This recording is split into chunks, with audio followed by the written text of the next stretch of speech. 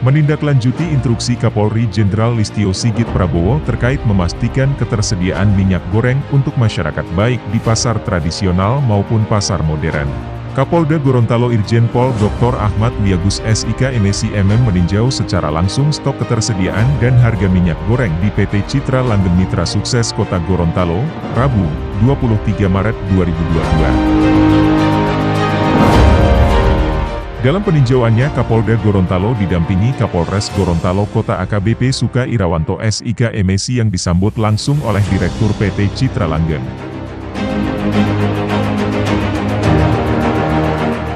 Kapolda Gorontalo melalui Kabid Humas Polda Gorontalo Kombes Pol Wahyu Tri Cahyono SIK menjelaskan peninjauan yang dilakukan Bapak Kapolda Gorontalo ini tidak lain untuk memastikan bahwa stok minyak goreng di wilayah Provinsi Gorontalo berjalan normal.